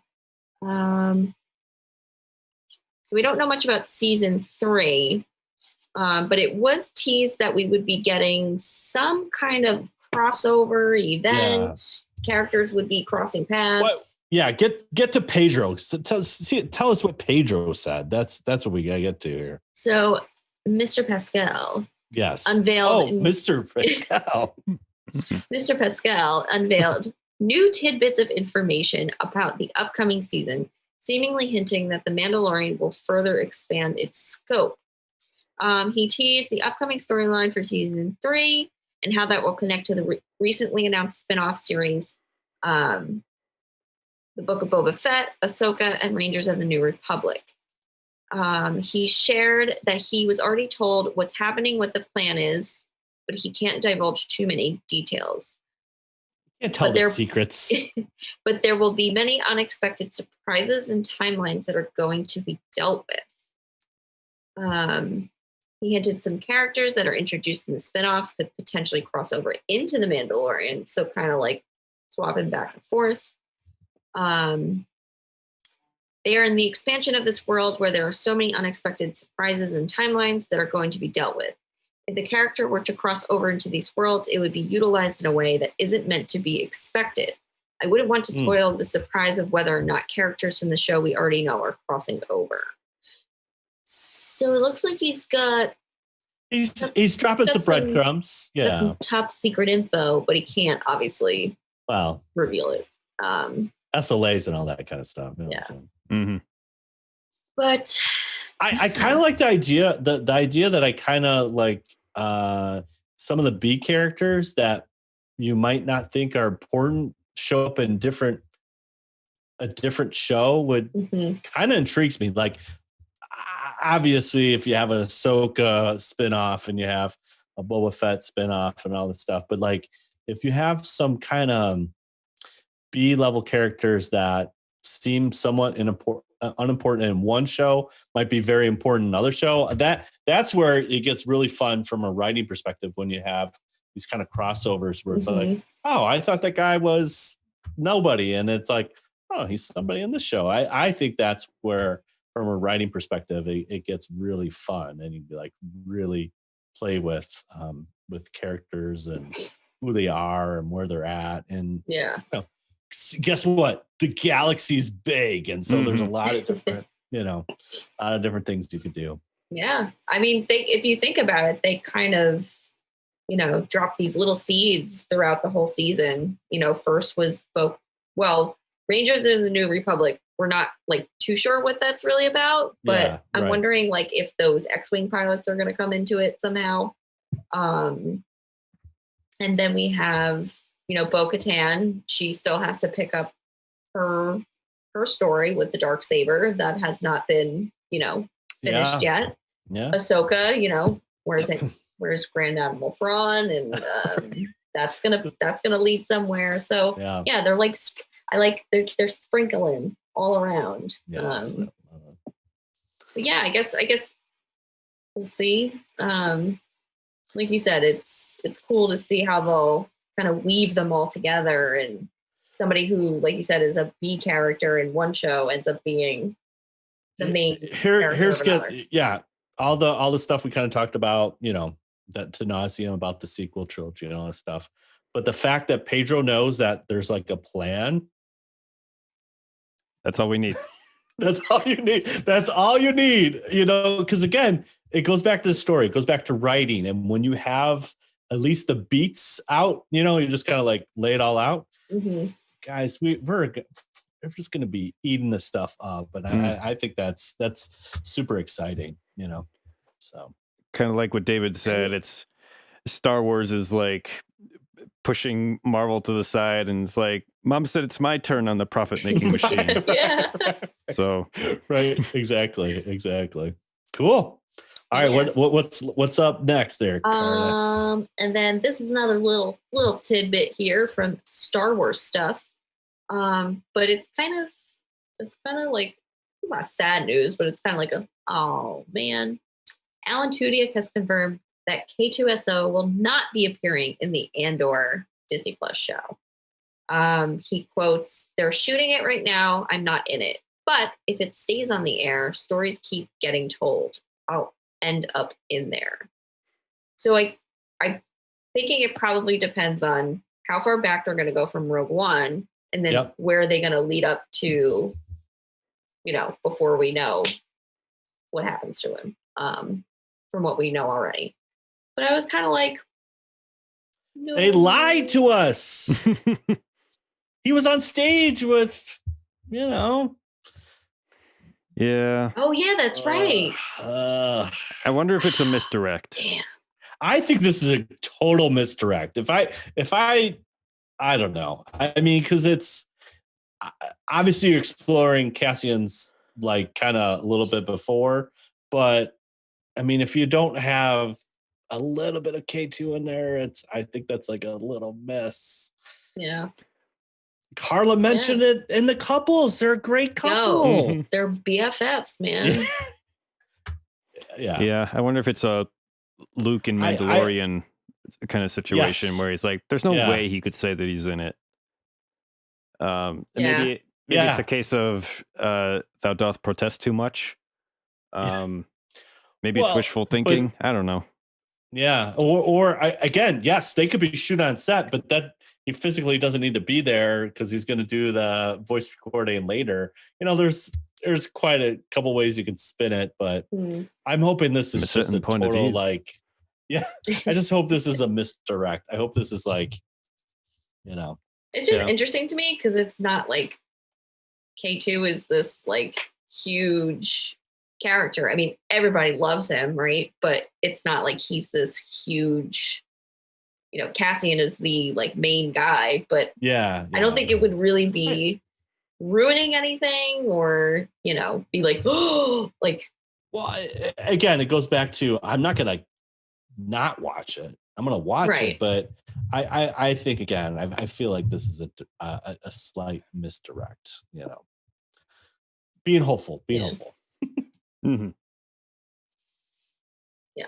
So that's all I got for the news. All righty. That was a lot, man. That was a lot, man. The trash, The intercepted transmission and the news. They got me working hard here Hard, tonight, guys. Yeah. Because I didn't show up last week. That's right. That's right. Putting you to work. All right. Well, time keeps on slipping, so we're going to run through a Cantina chat. All right. The part of the show where we talk about everything geeky and weird going on in our lives. Todd, what have you been up to? Yeah, Carly needs to take a break. She was like talking too much. I'm out of breath here. Yeah. Right. So I finished up Light of the Jedi. audibletrial.com/WSTR. Get the audiobook. Mark Thompson nails this. There's a lot of different characters. It's a good step in the right direction because it's clean. You don't need to know nothing, and you get to learn about a different time period. So I've really enjoyed the book. I know people, there's not the one thing I would say just overall, there's not a main protagonist. So it's like you're seeing different Jedi doing different things, but there's not like one main good guy. It's an ensemble cast. It's an ensemble cast. And part of me is like, it's almost like Charles Soule is kind of laying the land out. I thought it was well written. I really enjoyed it. And I enjoyed what Mark brought to the table. So yeah, so that was cool. Quarantine's got me itching. So I'm starting a cosplay project for the kiddos, and they're going to be Jawas. So I got the sound glove. I got the mask. I got the, so I'm working on stuff right now. Over the weekend, Kong versus Godzilla trailer dropped. There's just something about a gorilla punching a dinosaur that it resonates with me, people. And so I don't know. You can say what it is. I mean, I like Kong. I like Godzilla. They put them together. I'm really excited about this one. So I don't know. It looked beautiful. I don't care about the plot. I just want to see some wrestling moves of some gorillas and You some just dinosaurs. The city's getting destroyed. Yeah. Move all the people out and just let them jump off buildings, elbow drops, and all that kind of stuff. It's like that video game Rampage. Yes, that's what that movie should have been. Exactly. They already made that. Rock was in it, but whatever.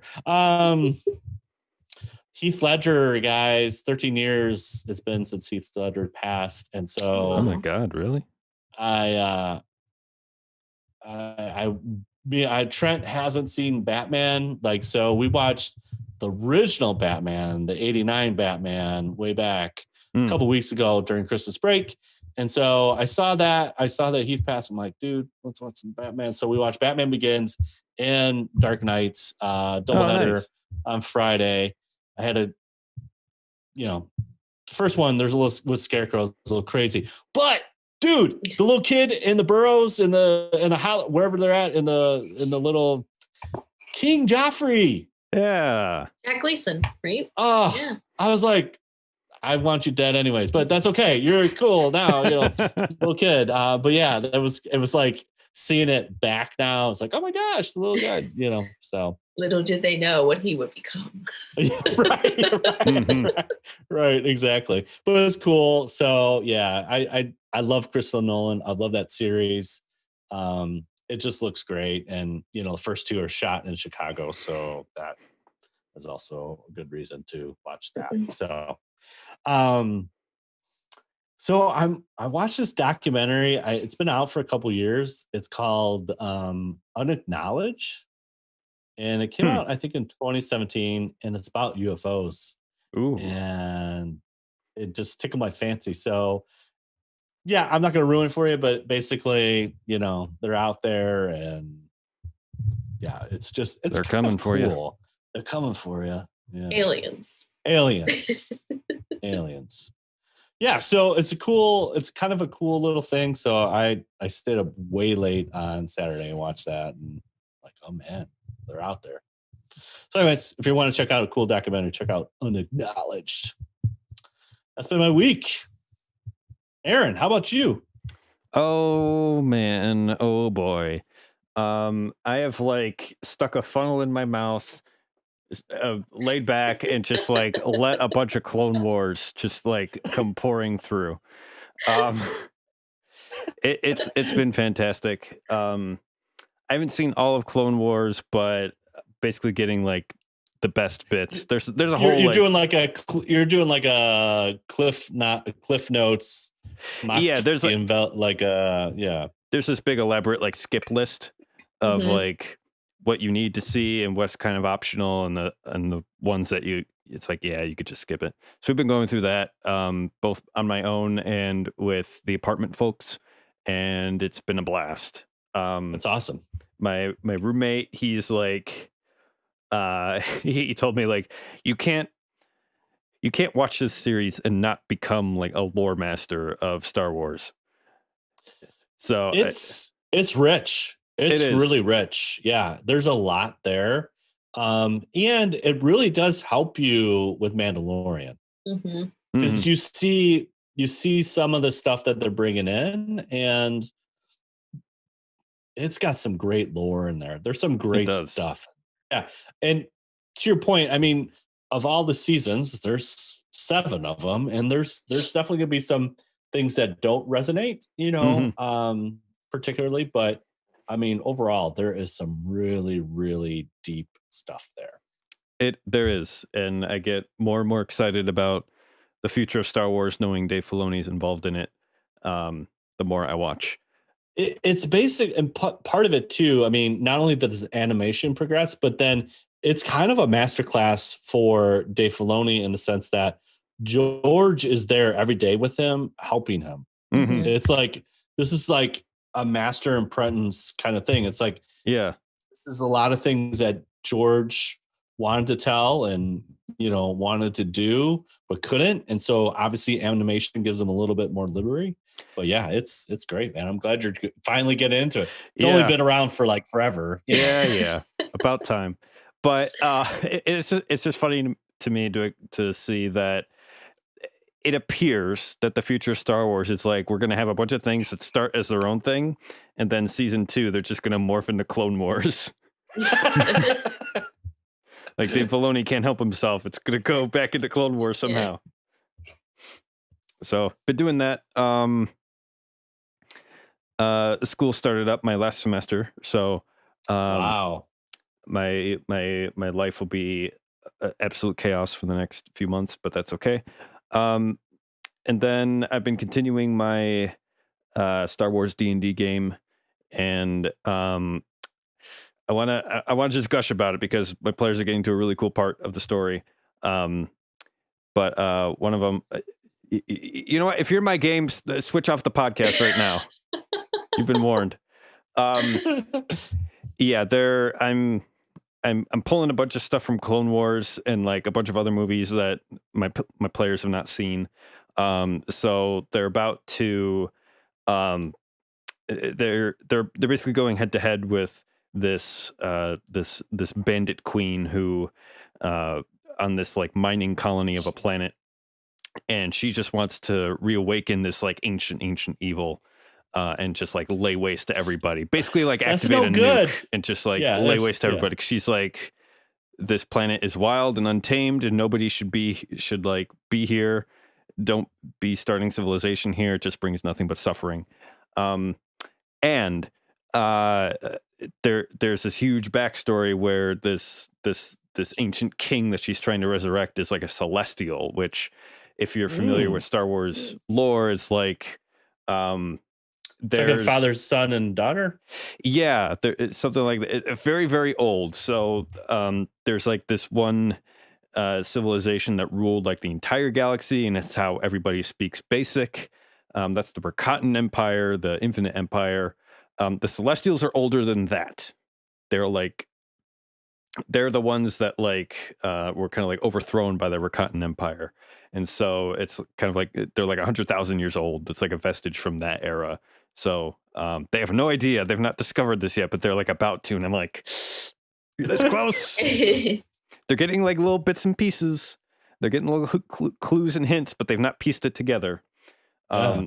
and it's also fun because I'm like just stealing stuff wherever I can, and so I threw in like I threw in the account of an Aboriginal man who witnessed like a nuclear test in like off the coast of Australia, and like his kind of like poetic, like imagistic language that he uses to describe like nuclear fallout and everything.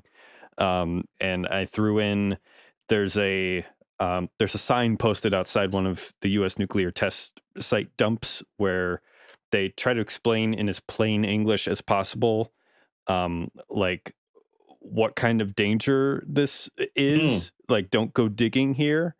And so Yeah. I modified it a little bit and threw that in as like a clue for the players. And they can't make heads or tails of it yet, but it's fun to see them spinning their wheels. And I'm like, just you wait.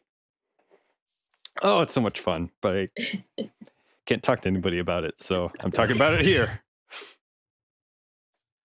That's awesome, man. Yeah, that's it. Carla? Not too much going on. I'm finally into season 3 of Cobra Kai, which I'm enjoying, and I'm just laughing at the fact that there are, I mean, I don't know if you guys watch, but there's just always these situations where like the kids are just getting into these giant brawls at like school or whatever. And I'm like, where is the staff of the school?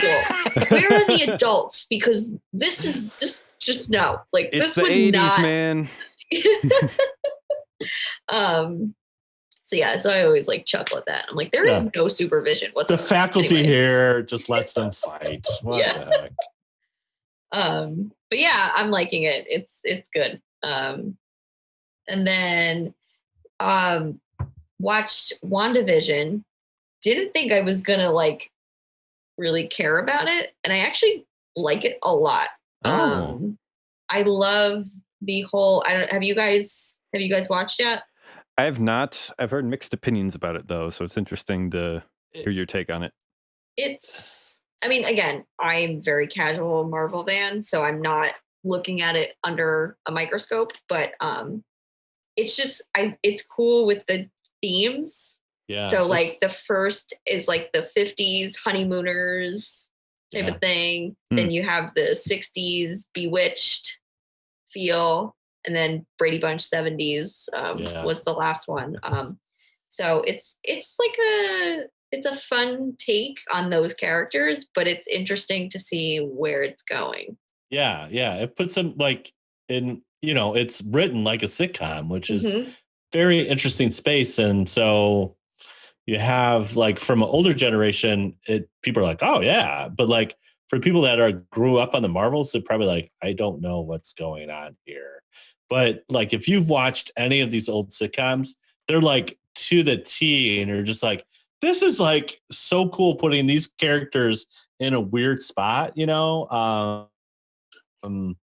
even the opening of the episode 3, like Vision's putting together a swing set and it falls, and he just like, it's like this total like cheese sitcom thing, and it's fantastic. I think the sounds like Pleasantville.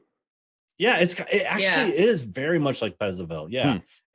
But every episode so far has been a different sitcom, so I'm interested to see how it's going to progress more. And it's cool. I dig it. I think it's different. It's unique, and I think it's a great spot for Disney Plus. And they're not like super long episodes either. They're only like 20-25 minutes, something like that. So it's a quick watch. It's fun. So I've been I enjoyed that, and then I am slaving away with the embroidery still. But I'm getting like the top part of it. I just have 2 little side panels of like scales, like that's the pattern shape. So once I finish those 2, I can start moving into the larger part of the pattern. Cool. But it's still only the first panel. How many panels is it going to be? 5. Yeah. Dude. Yeah. Don't know when to quit. So I'm trying to chunk it into like smaller goals. So I'm not looking at the bigger, like, whoa, I need to get all this done. So I'm planning to have the first panel done by the end of February. That's my little goal. And then I'll move from there. But Cool. yeah, just been doing some more like fabric research for the rest of the costume and finding all the parts that I need, but there's time, so there's no rush. Yeah. But yeah, it's coming along. Cool. Yeah. Fantastic. That's awesome. That's it. That's it. That's it. Awesome. That's your story, and you're sticking to it. That's right. Yep. All right. Well, we are getting along in time here, so let's go ahead and wrap this up. Thanks again for listening to another episode of WSTR Galactic Public Access. You can check us out on social media, WSTR Media. We want to hear from you, so please comment, tweet, rate us on Apple Podcast. If you give us a 5-star rating, we'll throw you some swag. Retweet or email us a screenshot of your rating, and we'll read it on the next podcast. How about that? You can drop us an email at mailbox@wstrmedia.com. You can leave us a voicemail at 630-557-WSTR. That's 630-557-9787. Leave us a voicemail. We'll play it on an upcoming podcast. You can catch our entire back or drop catalog an of email. episodes. Drop an email too. Yeah. No snail mail, please. But email, yeah. You can catch our You'll entire get lost. back catalog of episodes at podcast.wstrmedia.com. Check out our merch store.wstrmedia.com. Check out our Patreon for exclusive content you can't get anywhere else, patreon.com/WSTRmedia. We're part of the Red 5 Network, and it is a great family of Star Wars podcasts. You can check them out at Red 5 Network and the website www.red5network.com for all updates and shenanigans. And thanks, YouTube chat, for hanging out with us. Once again, we stream live every Monday night, 9 p.m. Central Standard Time on the YouTube. You can find us there, WSTR Media. And thanks again for all your love for our 200th episode. We put a lot of time and energy into this podcast over the years, and we appreciate all of you. However, we're still on the road to 3,500 Twitter followers. We're almost there. Please help us get there. We've got more prizes to give away once we do get there.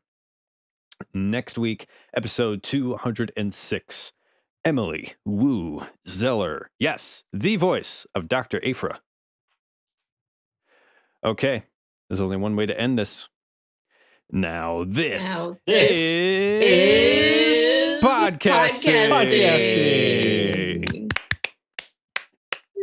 United we stand, divided we fall.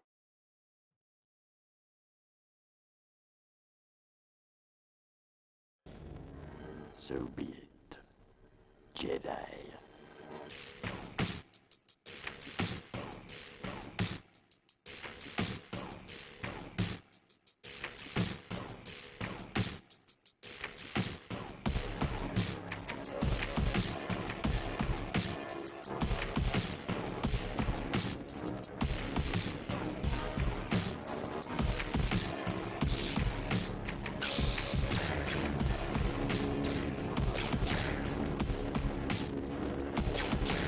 Don't be too proud of this terror you've constructed.